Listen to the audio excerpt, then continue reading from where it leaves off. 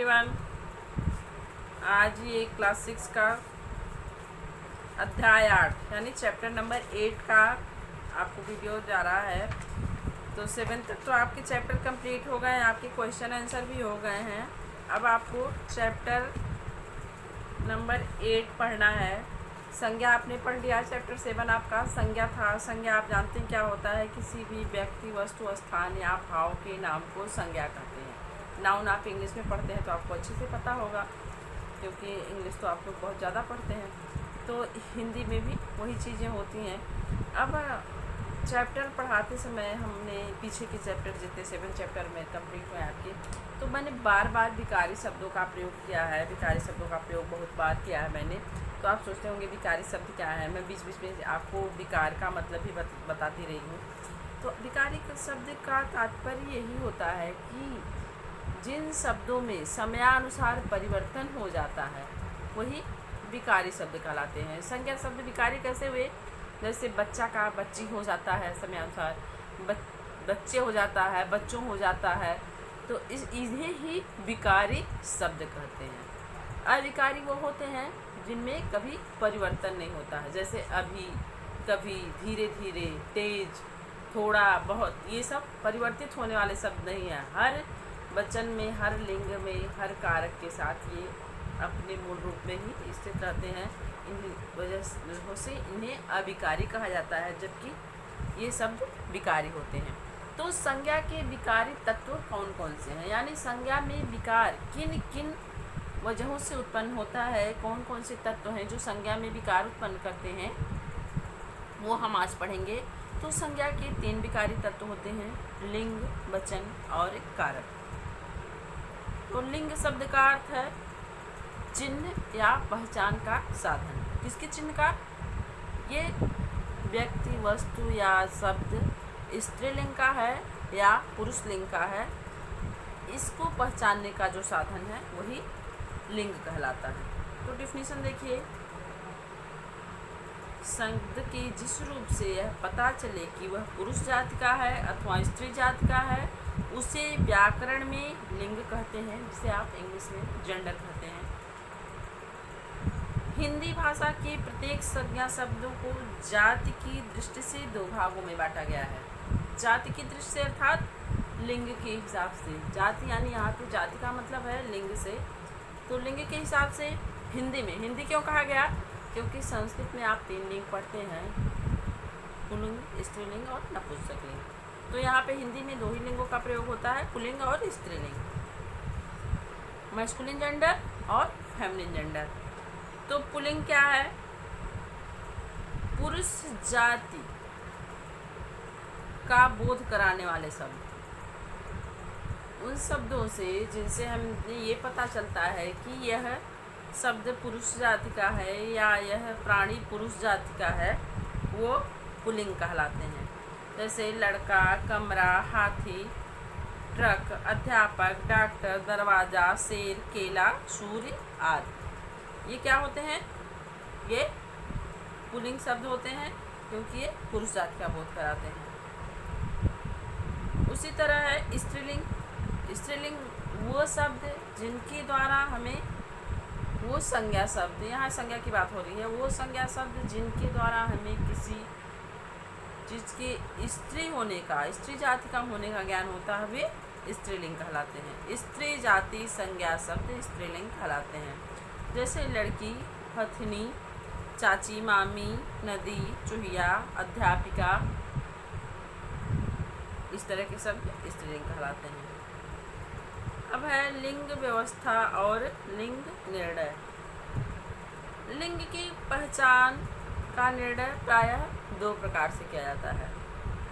यानी लिंग को कैसे पहचाना जाता है कि यह पुरुष लिंग का है या स्त्रीलिंग का, इसको हम 2 प्रकार से समझते हैं, या इनके पहचान की आधार 2 होती है: शब्द के अर्थ के आधार पर और शब्द के रूप के आधार पर। इन 2 आधारों पर हम लिंग की पहचान का निर्णय करते हैं या लिंग निर्णय करते हैं।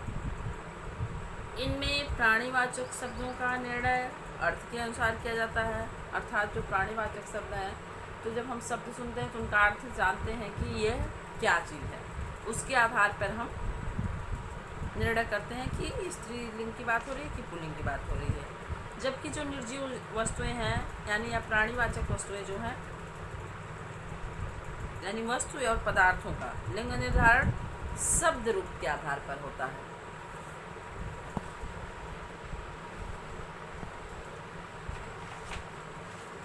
शब्द रूप का आधार यानी शब्दों से जब हमें पता चलता है, शब्द के बनावट के आधार पर जब हमें पता चलता है कि यह पुल्लिंग की बात हो रही है स्त्रीलिंग की, तो वह क्या होता है, रूप के आधार पर निर्णय होता है।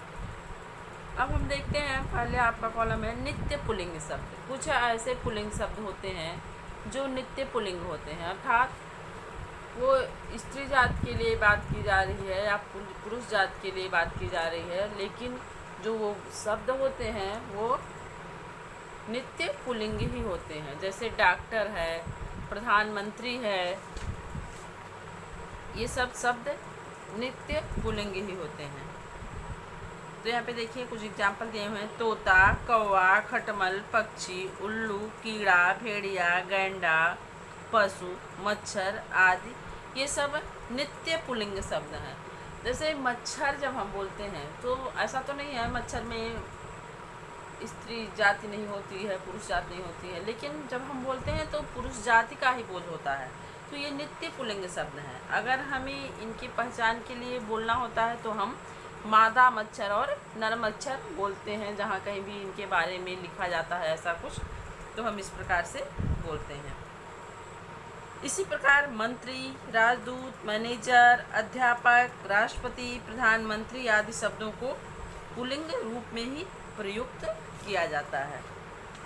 जिस तरह से ये नित्य पुल्लिंग शब्द होते हैं, उसी प्रकार कुछ शब्द नित्य स्त्रीलिंग शब्द भी होते हैं। जैसे नर्स है, सवारी है, संतान है, इस तरह के शब्द जो होते हैं वो, तोता है, मैना है, ये सब नित्य स्त्रीलिंग शब्द होते हैं। अब आइए देखते हैं नित्य स्त्रीलिंग शब्दों का उदाहरण। सती, धाय, नर्स, सवारी, सौत, सुहागिन, संतान, मकड़ी, मैना, लोमड़ी, कोयल, भेड़, गिलहरी, बुलबुल, छिपकली जैसे है, ये सब शब्द क्या हैं, ये सब नित्य स्त्रीलिंग शब्द हैं। गिलहरी हुई, छिपकली हुई, लोमड़ी हुई, तो ये नित्य स्त्रीलिंग शब्द में आते हैं। मैनेजर, डॉक्टर, प्रधानमंत्री, राजदूत जैसे कुछ शब्द यदि पुरुष के लिए प्रयुक्त हों तो पुल्लिंग और स्त्री के लिए प्रयुक्त हों तो स्त्रीलिंग माने जाते हैं। जैसे महिला अध्यक्ष के लिए अध्यक्षा का प्रयोग भी होता है, लेकिन नॉर्मल रूप से हम महिला अध्यक्ष कहते हैं। या प्रधानाध्यापक, तो हम उसके लिए प्रधानाध्यापिका का प्रयोग करते हैं। इसके अलावा कुछ प्राणीवाचक संज्ञाएं ऐसी हैं जो पुल्लिंग अथवा स्त्रीलिंग में समान रूप से प्रयुक्त होती हैं। इनके विपरीत लिंग बताने के लिए पुल्लिंग व के से पूर्व नर तथा स्त्रीलिंग से पूर्व मादा शब्द का प्रयोग किया जाता है। यानी ये जो शब्द होते हैं इनमें स्त्रीलिंग और पुल्लिंग आप शब्दों से नहीं पहचान सकते, इनके आगे नर या मादा लगाकर इनके स्त्रीलिंग या पुल्लिंग होने की पहचान की जाती है। जैसे है नर मकड़ी या मादा मकड़ी, नर कोयल या मादा कोयल, नर मक्खी या मादा मक्खी, नर खटमल या मादा खटमल, नर मच्छर या मादा मच्छर। तो इस तरह से इनके शब्दों से पहचान नहीं होती। ये नर के बारे में, स्त्रीलिंग के बारे में बात हो रही है कि पुल्लिंग के बारे में बात हो रही है। इनको विभाजित करने के लिए हमें इनके आगे नर या मादा शब्द का प्रयोग करना पड़ता है। फिर आगे एक ही वस्तु के दो नाम भिन्न भिन्न लिंगों में हो सकते हैं। जैसे छाता शब्द है, तो अगर हम छतरी बोलते हैं, छतरी और छाता दोनों एक ही वस्तु है, लेकिन अगर हम छतरी बोलते हैं तो ये स्त्रीलिंग हो जाता है, और अगर हम छाता बोलते हैं तो ये पुल्लिंग हो जाता है। नेत्र है, नेत्र पुल्लिंग है, जबकि हम आँख कहते हैं तो वो स्त्रीलिंग हो जाता है। नयन कहते हैं तो वो स्त्रीलिंग हो जाता है और नेत्र पुल्लिंग हो जाता है। इसी तरह ग्रंथ पुल्लिंग है और पुस्तक स्त्रीलिंग। चित्र पुल्लिंग शब्द है और तस्वीर स्त्रीलिंग है। एक ही वस्तु के दो भिन्न भिन्न नाम स्त्रीलिंग और पुल्लिंग हो सकते हैं। अप्राणीवाचक संज्ञाओं में लिंग भेद की कोई निश्चित नियम नहीं है। यहाँ पुल्लिंग तथा स्त्रीलिंग की पहचान के कुछ नियम दिए जा रहे हैं।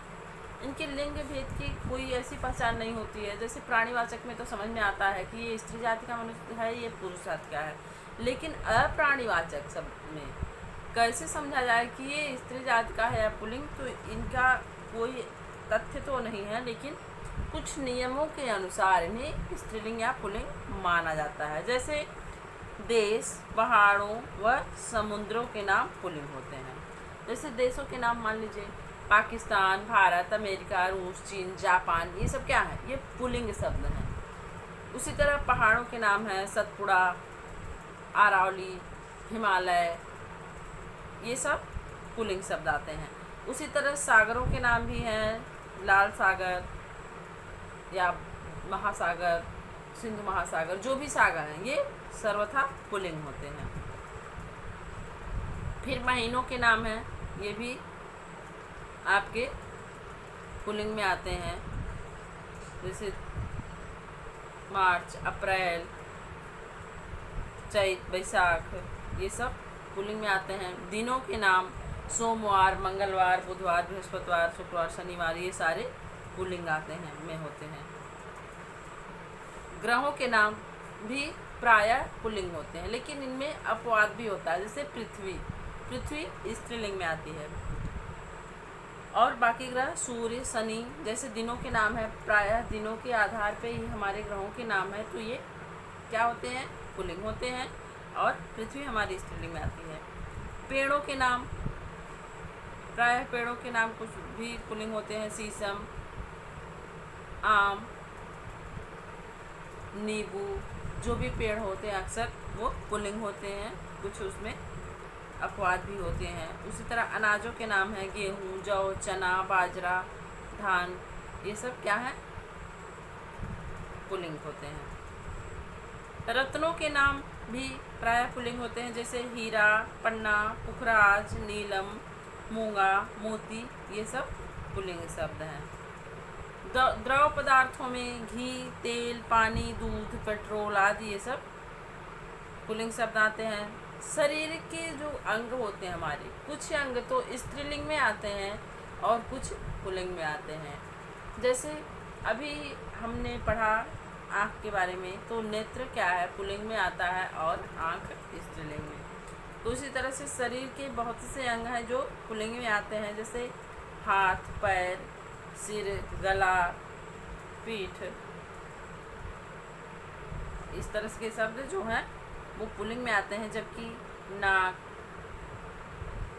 आँख, जीभ, जिह्वा, छाती, ये सब स्त्रीलिंग में आते हैं। लेकिन यहाँ पे जो शब्द दिए गए हैं, शरीर के कुछ अंग, हाथ, पैर, सिर, गला, होठ आदि, ये पुल्लिंग में आते हैं।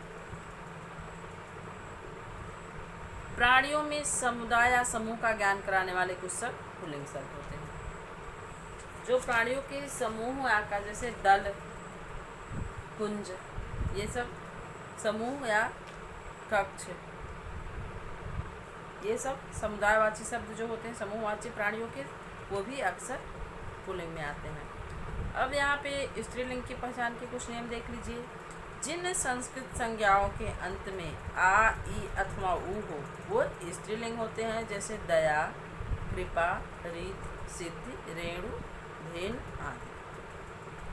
आ, ई और ऊ, ये जिन संस्कृत संज्ञाओं के, वो अगर तत्सम शब्द हैं और उनके अंत में, उनका तुकांत अंत जो होता है, आकरांत होता है या ईकरांत होता है, उकरांत होता है, तो वो प्रायः स्त्रीलिंग शब्द होते हैं। जिन शब्दों के अंत में आहट, आवट, इया, ता, आई, ई, इमा, आस, री, त, उ आदि आते हैं वे प्रायः स्त्रीलिंग होते हैं।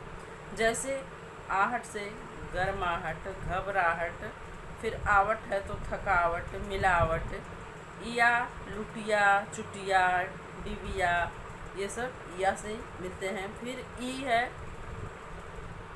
ई से जैसे रानी, नानी, ई युक्त शब्द होते हैं जो ई प्रत्यय युक्त, वो भी स्त्रीलिंग होते हैं। फिर ईमा है, चिंता है, ये सब ता प्रत्यय युक्त शब्द हैं। लगता है, ये भी स्त्रीलिंग की पहचान कराते हैं। फिर ई है, बुराई, भलाई, गरीबी, अमीरी। फिर आ जो है, प्रतिमा, कालिमा, भड़ास, प्यास, बकरी, गठरी, हरकत, ताकत, बालू, लुआदि, ये स्त्रीलिंग शब्द हैं जिनमें इन प्रत्ययों का प्रयोग होता है। जितना आपने पढ़ा, आहट, आवट, इया, ता, आई, इमा, आस, री, त, उ आदि, ये प्रत्यय जिन शब्दों में प्रयोग होते हैं प्रायः वो स्त्रीलिंग शब्द होते हैं। फिर है तीसरा आपका एग्जाम्पल स्त्रीलिंग की पहचान की। बोलियों तथा लिपियों के नाम स्त्रीलिंग होते हैं। प्रायः जितनी भी भाषाएं और बोलियां हैं और उनकी लिपियां हैं वे स्त्रीलिंग शब्द होते हैं। इसी तरह नदियों तथा झीलों के नाम, जैसे सागर के नाम आपने पढ़ा पुल्लिंग होते हैं, समुद्रों के नाम पुल्लिंग होते हैं, उसी तरह नदियों और झीलों के नाम प्रायः स्त्रीलिंग होते हैं। गंगा, यमुना, डल, झेलम, कावेरी, कृष्णा, सरस्वती, यमुना, ये सारी नदियाँ जो हैं ये स्त्रीलिंग की बोध कराती हैं। तिथियों के नाम, जैसे अभी आपने दिनों के नाम देखा, दिनों के नाम क्या होते हैं, पुल्लिंग होते हैं। लेकिन तिथियों के नाम जैसे पंचमी, चतुर्थी, तृतीया, द्वितीया, एकादशी, पूर्णिमा, प्रतिपदा, अमावस्या, ये सब क्या होता है, सब स्त्रीलिंगवाची शब्द हैं। नक्षत्रों के नाम, ग्रहों के नाम आपने देखा क्या होते हैं, पुल्लिंग होते हैं प्रायः, लेकिन नक्षत्रों के नाम वो जो है स्त्रीलिंग होते हैं। जैसे कृतिका, भरणी, चित्रा, रोहिणी, मृगशिरा, आर्द्रा, हस्त्र, ये सब स्त्रीलिंग का वाची होते हैं। फिर भोजन में मसालों के नाम, भोजन में भी कुछ स्त्रीलिंग होते हैं और बाकी मसालों के नाम भी स्त्रीलिंग होते हैं। जैसे रोटी, ये स्त्रीलिंग शब्द है। सब्जी भी स्त्रीलिंग है। हल्दी, मिर्च, मसाला, ये सब भी स्त्रीलिंग शब्द होते हैं। शरीर को अंगों के नाम स्त्रीलिंग क्या होती है, देखिए अभी मैंने आपको बताया था कि कुछ शब्द स्त्रीलिंगवाची भी होते हैं, जैसे आँख, छाती, अंगुली, ये सब स्त्रीलिंगवाची हैं। अब पुल्लिंग से स्त्रीलिंग बनाने के नियम हम देखते हैं। अकरांत तथा आक्रांत शब्दों को ईकारांत कर देने पर स्त्रीलिंग हो जाते हैं। देखिए, अकरांत का आक्रांत करने पे भी स्त्रीलिंग होता है। जैसे सुत का सुता, अग्रज का अग्रजा, इस तरह से आक्रांत का आक्रांत करने पर भी पुल्लिंग का स्त्रीलिंग होता है। लेकिन यहाँ पे आपकी बुक में वो एग्जाम्पल नहीं है, तो हम यहाँ पे यही पढ़ते हैं, अकरांत तथा आक्रांत शब्दों का ईकारांत कर देने से जो स्त्रीलिंग में परिवर्तन होता है। सॉरी, नीचे दिया हुआ है, पहला यही होना चाहिए, लेकिन यहाँ पे आपका दूसरे नंबर पे दिया है। अकरांत पुल्लिंग शब्दों का आक्रांत कर देने से वे स्त्रीलिंग हो जाते हैं। तो पहले पहला पढ़ते हैं। अकरांत तथा आक्रांत शब्दों का ईकारांत कर देने से वे स्त्रीलिंग हो जाते हैं। जैसे पुत्र का पुत्री, दादा का दादी, बकरा का बकरी, नाला का नाली, नर का नारी, बेटा का बेटी, घोड़ा का घोड़ी, पीला का पीली। इसी तरह से अकरांत का आक्रांत करना हुआ, जैसे शिष्य का शिष्या, आचार्य का आचार्या, प्रिय का प्रिया, मूर्ख का मूर्खा, छात्र का छात्रा, वृद्ध का वृद्धा, सुत का सुता, सुशील का सुशीला। फिर अकरांत पुल्लिंग शब्दों में नी जोड़ देने से वे स्त्रीलिंग हो जाते हैं। जैसे मोर का मोरनी, सिंह का सिंहनी, शेर का शेरनी, जाट का जाटनी, रीछ का रीछनी, भील का भीलनी, ऊंट का ऊंटनी। इसी तरह जाति बोधक पुल्लिंग शब्दों के अंतिम स्वर का लोप कर उनमें आयन लगा देने से वे स्त्रीलिंग हो जाते हैं। जैसे जुलाहा, जुलाहिन, पंडित का पंडिताइन, ठाकुर का ठकुराइन। देखिए ठाकुर शब्द है तो इसमें जो लास्ट का स्वर है उसका लोप हो जाएगा, ठकुराइन, आइन उसमें जोड़ दिया जाएगा शब्द का स्वर का लोप करके, तो ये पुल्लिंग का स्त्रीलिंग में परिवर्तन हो जाता है। लाला का ललाइन, चौधरी का चौधराइन और बाबू का बबुआइन। ये शब्द जो है ये इसका क्या होगा, जाति बोधक पुल्लिंग शब्दों का, ये सब जातिवाचक शब्द हैं, जुलाहा, पंडित, ठाकुर, लाला, चौधरी, बाबू। तो ये जातिवाचक शब्दों का आखिरी स्वर का लोप करके उसमें आयन प्रत्यय लगा देने से पुल्लिंग का स्त्रीलिंग में परिवर्तन हो जाता है। फिर पांचवा है आपका जाति बोधक पुल्लिंग शब्दों के अंतिम स्वर का लोप करके इन लगा देने से वे स्त्रीलिंग हो जाते हैं। ठीक चौथे एग्जाम्पल की तरह है ये, इसमें आयन का प्रयोग हुआ है, इसमें इन प्रत्यय का प्रयोग हुआ है, इसमें भी अंतिम स्वर का लोप हो गया है। जैसे माली तो मालिन, बड़ी ई का लोप होके यहाँ पे छोटी आ गई है, नाक का नागिन, अ का लोप हुआ है, ये आ गया है। तेली का तेलिन, दर्जी का दर्जिन, जोगी का जोगिन, नाई का नाइन, पापी का पापिन, सुनार का सुनारी।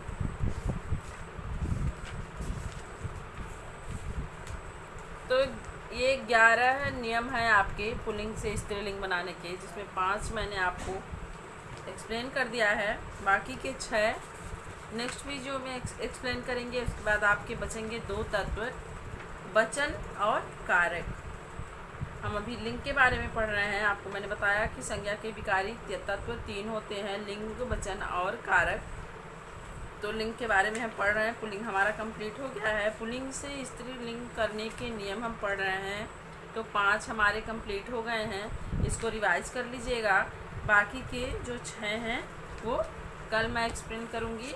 जितना पढ़ाया गया है उतना आप रिवीजन अवश्य करिएगा इसको, और हो सके तो आगे भी रीडिंग कर लीजिएगा इसको पूरी तरह से। तो आपको जब मैं पढ़ाऊँगी तो अच्छी तरह से समझ में आएगा। यानी कि जब आप एक बार पढ़े रहेंगे और उसको जब मैं दोबारा एक्सप्लेन करूँगी तो आपको क्लियर समझ में आ जाएगा, कोई डाउट नहीं होगा। तो thank you, have a great day.